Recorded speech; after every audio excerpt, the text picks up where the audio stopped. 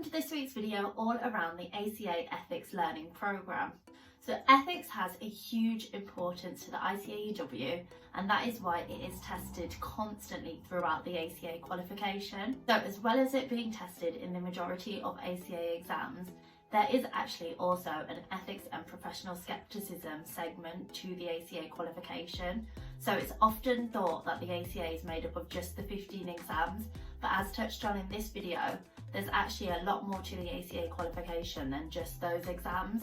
So in this video, I'm really going to talk about the importance of the Ethics and Professional Scepticism part of the ACA qualification and let you know exactly why you should be on top of it from the very beginning.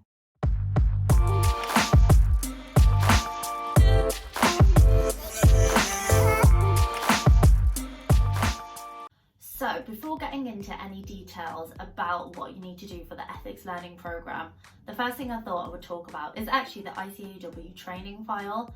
So this is essentially a file where you record everything for the ACA qualification. So there are some parts such as the ACA exams that are fed in automatically, so your marks will update from your exams themselves. However, there's other parts such as the practical work experience element or the Ethics and Professional Scepticism tab where you need to fill this in yourself. So you do need to log these. So today is going to be all around the Ethics and Professional Scepticism part. So the first thing that you need to do and why you need to be on top of ethics from the very start is because part of the ethics tab is that there's actually ethics reviews that are meant to be held every 6 months. So that's every 6 months during your whole training agreement. So your ethics review would normally be held with the person responsible for your training. So for me, it was one of my managers. So in this meeting, you're meant to discuss your ethics development, and then you are also meant to have 2 ethical discussions. So the first ethical discussion is around an ethics in practice scenario. So you'll have to come prepared with 3 potential scenarios, and one of these is one that you'll discuss. And then the second ethics discussion will be on a real life ethics scenario in your workplace. So like I said, this all needs to be recorded in your training file. So if you click on the link in the description below to the full blog behind this video, you'll see that I've actually put snippets from my training file. So admittedly, this is probably from a couple of years ago now, but I'm assuming it might look the same or kind of ask for the same things.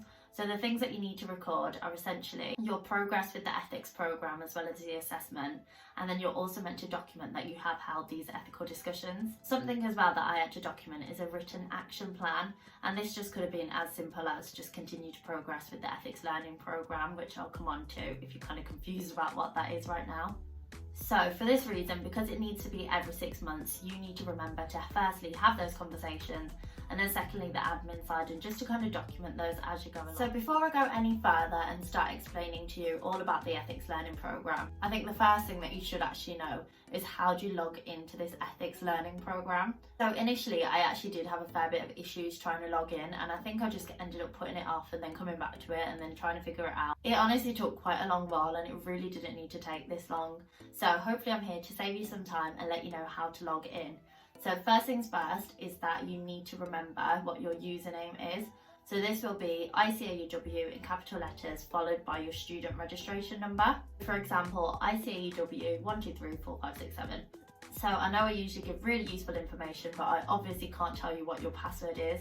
So if you do a password reset, as I tried to do, remember that it will be to the email address where you first registered to become an ICAEW member.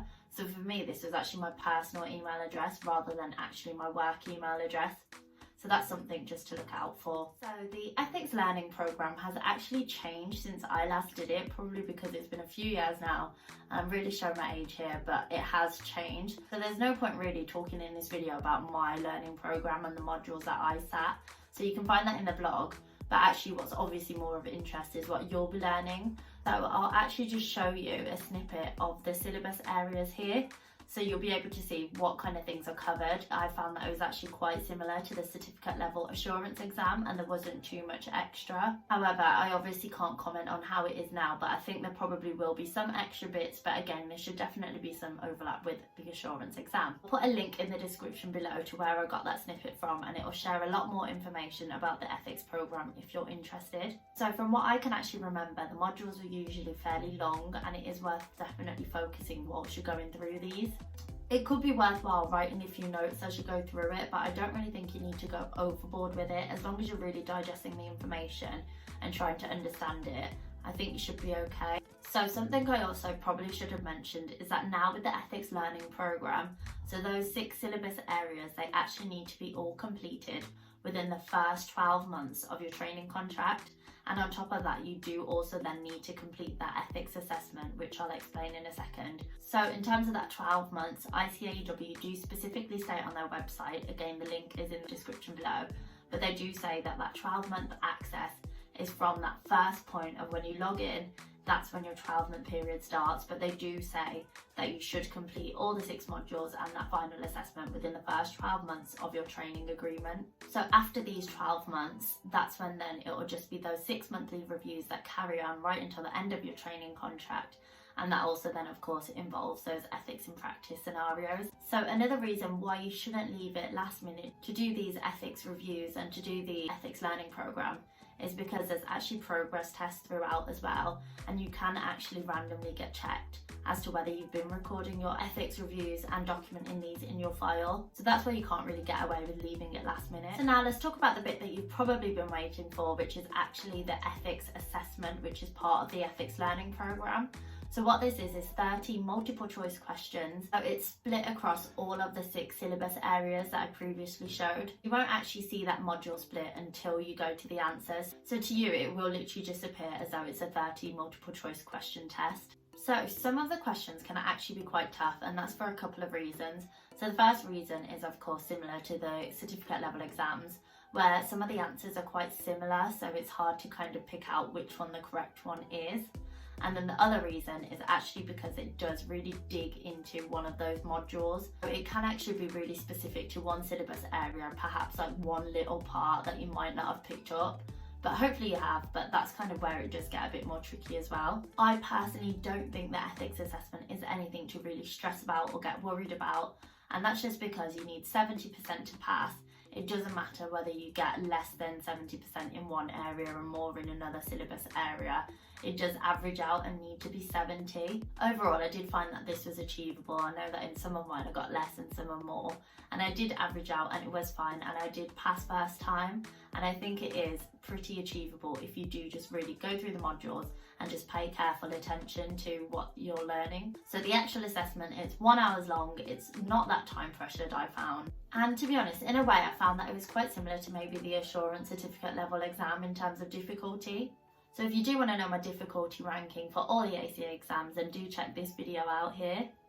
So the good thing about this exam is that you get your results instantly, so you don't need to wait until the next morning. And it does also have unlimited attempts, so hopefully that does take some of the pressure off.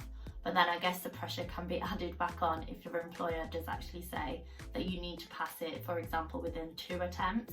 And to add there, each attempt would be recorded in your training file. So to kind of summarise the Ethics and Professional Scepticism segment of the ACA qualification then, I don't really think it's too difficult. I think if you do put the work in and if you do kind of try and take in the content and stay on top of it, I think you should be okay. Like I said, there is that requirement to do this ethics assessment within the first 12 months. So of course you would have had to do the ethics learning program before that. And so for that reason, it is important just to be on top of this from the very beginning. Something else I'd recommend doing is during logging your 6 monthly reviews, it's probably also worth logging your practical work experience. And that just really does knock off 2 birds with 1 stone. So if you actually need help with logging your practical work experience, then there is a link in the description below to a blog that shows how to do that. So as always, thank you so much for watching. If you found this video helpful, then do give it a like. Any questions, do just drop them in the box below and I will come straight back to you. And of course, I will be back with more videos every single week, so make sure you do subscribe and hopefully you'll see me again soon. Thanks.